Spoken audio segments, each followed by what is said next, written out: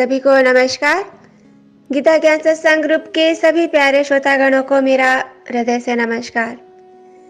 दोस्तों, कर्मयोग के इस चमत्कारी ज्ञान में आप सभी का हार्दिक स्वागत है। दोस्तों, पिछले कुछ लेक्चर्स में अभी हम बात कर रहे हैं श्रीमद् भगवद गीता के प्रयोजन की, कि क्यों भगवान श्री कृष्ण को युद्ध के समय अर्जुन को गीता का उपदेश जो मनुष्य के कल्याण के लिए है, उसका मुख्य संदेश क्या है, ये हम जानने का प्रयास कर रहे हैं। तो पिछले 2 लेक्चर्स में अभी हमने फिलहाल बात की कि अगर व्यक्ति कुछ और ना सीखे, गीता के गूढ़ रहस्य को ना समझ सके, ना जान सके, तो केवल जो गीता का मुख्य संदेश है, पहला कि अपने स्थान पर जो पात्र हमें मिले हैं, जिस स्थान में, जिस वेश में, जिस धर्म में, यानी कि जिस समय जहाँ भी है, हम एक रोल प्ले करते हैं और वो हमें कर्तव्य कर्म के रूप में प्राप्त हुआ है। तो हम कुछ और ना सीखे, कुछ और ना समझे, केवल जहाँ है, जिस स्थान में अपने स्वधर्म रूपी कर्तव्य कर्म का पालन पूरी निष्ठापूर्वक ईमानदारी से करें, तो निश्चय ही जीवन में तत्क्षण शांति, संतुष्टि, तृप्ति, आनंद प्राप्त हो सकती है। और साथ ही दूसरा संदेश जो मुख्य संदेश के रूप में है, या गीता का मुख्य प्रयोजन हम जिसे कह सकते हैं, निष्काम कर्म, यानी कि जब हम कोई भी कर्म बिल्कुल निस्वार्थ भाव से करते हैं, और इन दोनों ही कर्मों के कहीं कोई कर्म बंधन नहीं है। अगर देखा जाए तो पिछले लेक्चर में भी हमने बात की थी कि कर्तव्य कर्म होते ही निष्काम भाव से है, क्योंकि वो हमारी ड्यूटी है। जहाँ जिस स्थान में हमें जो स्वधर्म रूपी कर्तव्य कर्म प्राप्त हुए हैं, वो हमारी ड्यूटी है, उन्हें करना हमारा फर्ज है, जो हमें सहज प्राप्त हुए हैं। अलग अलग स्थान पे अलग अलग प्राकृतिक रूप से हमें ये कर्म जो करने हैं वो कंपलसरी है, अनिवार्य है। और इनको जब हम निस्वार्थ भाव से, क्योंकि यहाँ भी फिर निष्काम कर्म आ रहा है, क्योंकि ये कर्तव्य कर्म हमें मिले हैं तो इन्हें निस्वार्थ भाव से ही करना है। अब जैसे पिछले 2 लेक्चर्स में बताया था कि मान लीजिए माता पिता अपने बच्चे को अगर उच्च शिक्षा देते हैं, उनका पालन पोषण करते हैं, तो ये उनकी ड्यूटी है। ठीक वैसे ही अगर माता पिता बड़े हो जाते हैं, वृद्ध हो जाते हैं, तो उन्हीं बच्चों को जो है वो अब उनकी यहाँ पे ड्यूटी शुरू होती है कि माता पिता की वृद्ध अवस्था में देखभाल करें। ये उनके कर्तव्य कर्म है। ऐसे कई अलग अलग कर्तव्य कर्म की हमने अलग अलग स्थान की चर्चा की थी। आज इसमें और विस्तार से ये बात करेंगे कि जहाँ व्यक्ति, जैसे कि आज हम देखते हैं कि कोई भी व्यक्ति अपने कर्तव्य कर्म को भी बिना स्वार्थ के नहीं करता, और क्योंकि बताया था कि कर्तव्य कर्म में कहीं कोई बंधन नहीं है, क्योंकि वो हमारी ड्यूटी है। अगर आप कितनी ही कुशलता, ईमानदारी से, निष्ठापूर्वक, प्रसन्नतापूर्वक कर रहे हैं, फिर भी आपको पुण्य नहीं मिलेगा, क्योंकि कोई उपकार नहीं कर रहे। आप अपनी ड्यूटी जो निभा रहे हैं वो एक फर्ज के तौर पर आपको मिली है, उस स्थान पे, उस समय। तो किसी पर आप उपकार नहीं कर रहे, इसलिए पुण्य नहीं मिलेगा। लेकिन अगर आप पूरी ईमानदारी से, पूरी निष्ठा से अपनी सभी शक्तियों का उचित उपयोग करते हुए, अगर बिना चूक किए अगर अपने कर्तव्य कर्म का आप पूरी निष्ठा से पालन नहीं करते, तो निश्चय ही विकर्म या पाप का बंधन जरूर लगता है। तो यहाँ पर क्योंकि कर्तव्य कर्म ड्यूटी है, तो कहीं निष्काम कर्म की ही भावना है, कहीं स्वार्थ नहीं है। लेकिन आज हम देखते हैं कि जहाँ हर व्यक्ति किसी ना किसी स्वार्थ से युक्त होकर ही कर्म में प्रवृत्त होता है, फिर चाहे वो कर्तव्य कर्म ही क्यों ना हो। और इसका परिणाम दोस्तों ये आता है कि बंधन तो नहीं लगता, क्योंकि कर्तव्य कर्म में कहीं कोई बंधन नहीं है। लेकिन स्वार्थ से युक्त होकर भी अगर आप बहुत ईमानदारी से, पूरी निष्ठा से, कुशलता से भी कर्म कर रहे हैं, तो बंधन नहीं लगेगा। लेकिन क्योंकि स्वार्थ जुड़ा है,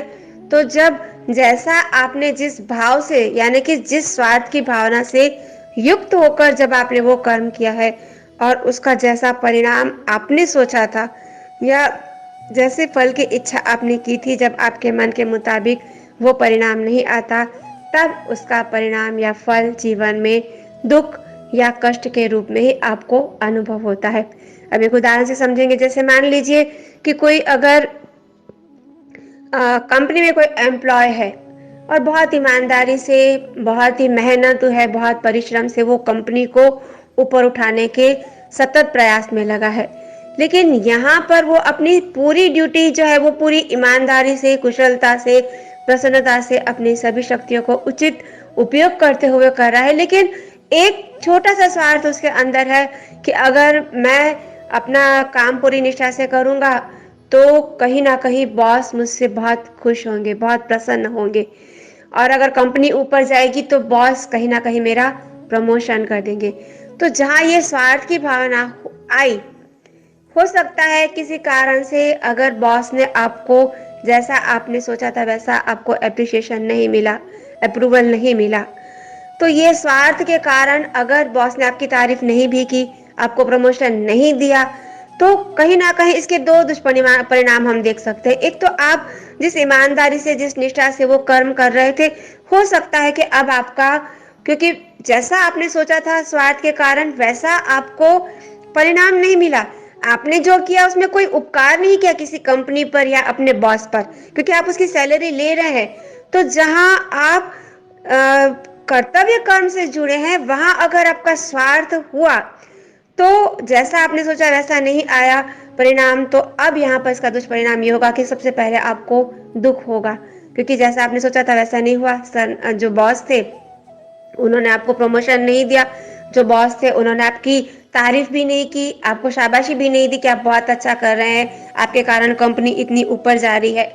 तो इसके कारण दुख तो होगा, साथ ही साथ इसका दुष्परिणाम ये भी होगा कि अब आप, हो सकता है कि इच्छित फल ना आने के कारण थोड़ा सा आप हताश निराश हो जाए, दुखी हो जाए, अपने कर्म में जोश उत्साह को खो बैठे या अकर्म की तरफ चले जाए। तो इससे जो है वो आपका लेवल और डाउन होगा, क्योंकि अंदर डिस्टरबेंस है, अशांत हो जाएंगे, अपनी पूरी शक्ति का उचित उपयोग उस वर्तमान में नहीं कर पाएंगे। और इसका परिणाम ये होगा कि फिर जो कुशलता, प्रसन्नता से जो आप कर्म कर रहे थे, जिसका फल कंपनी के लिए या कंपनी के हित में अच्छा आ रहा था, कहीं ना कहीं कोई गड़बड़ी या गलती कर बैठेंगे और प्रमोशन की जगह जो है वो आपका और अधिक जो है वो नीचे आप चले जाएंगे। हो सकता है कि आपसे बॉस नाराज हो जाए।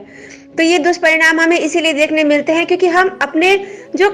स्वधर्म रूपी कर्तव्य कर्म हमें मिले हैं उसमें भी कहीं ना कहीं जो है वो अपना स्वार्थ जोड़ देते हैं। इसके विपरीत अब अगर हम देखते हैं कि बिना स्वार्थ के अगर कोई व्यक्ति अपने कर्तव्य कर्म को निभाता है तो उसको कैसे तत्क्षण शांति, संतुष्टि, तृप्ति, आनंद की प्राप्ति होती है। अब एक उदाहरण से समझेंगे। जैसे मान लीजिए कि अगर एक जज की ही बात करें, अक्सर हम देखते हैं कि आज वकील हो या जज हो,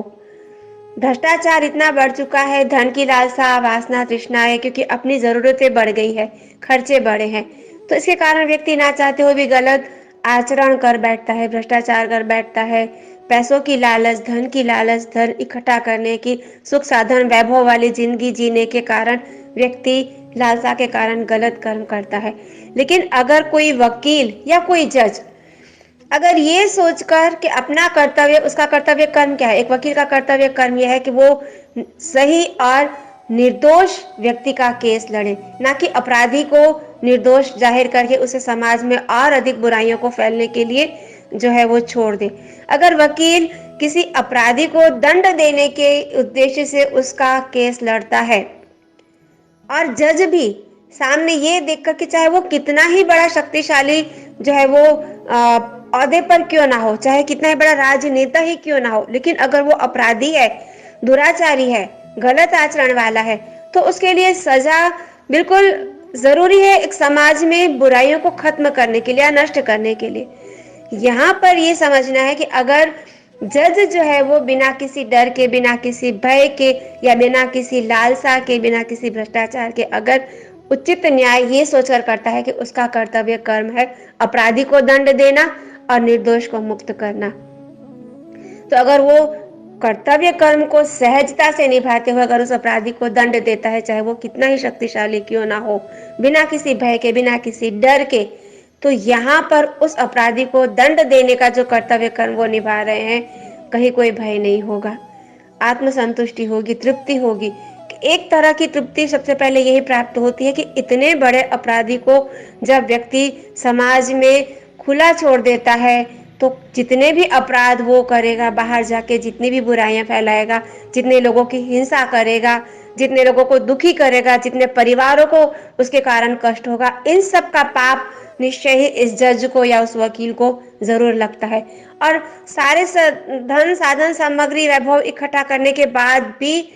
आज अंदर से व्यक्ति इसीलिए अशांत हो जाता है क्योंकि कहीं ना कहीं कुछ कमी उसने अपने कर्तव्य कर्म में छोड़ी होती है। लेकिन सबसे बड़ी संतुष्टि यहाँ पर उस जज को इसीलिए प्राप्त होगी क्योंकि इतनी सारी बुराइयों को समाज में फैलने से उसने इस अपराधी को दंड देकर कहीं ना कहीं अपना कर्तव्य कर्म जो है वो कुशलता से निभाया है। एक आत्मसंतुष्टि, एक आत्मसंतोष। इसके विपरीत अगर उसने उस अपराधी को छोड़ दिया होता तो उसके बाद जो उसके दुष्परिणाम समाज में आते या उसके सामने आते, उसकी आत्मा अंदर से उसे कचोटती, दुखी करती और हताश निराश करती। तो कहीं ना कहीं हमारे अशांति का कारण भी एक यह है कि हम अपने कर्तव्य कर्म में भी कहीं ना कहीं स्वार्थ लेकर आते हैं। इसलिए भगवान श्री कृष्ण ने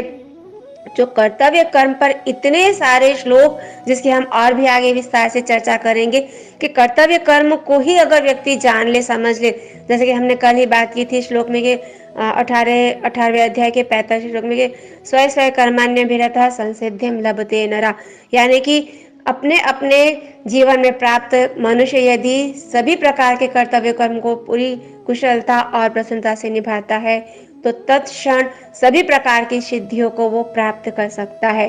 सिद्धि यानी कि शांति, संतुष्टि, तृप्ति, आनंद, खुशी, जिसके लिए व्यक्ति सारे गलत कर्म करता है। किसी गलत कर्म की आवश्यकता नहीं, केवल अपने कर्तव्य कर्म को निभाइए और जीवन में सुख, समृद्धि, आनंद, संतुष्टि, तृप्ति को प्राप्त करके अवश्य देखिए। समय क्योंकि बहुत हो चुका है, इसके बाद हम आगे और कर्तव्य कर्म पर एक अन्य श्लोक की चर्चा करेंगे।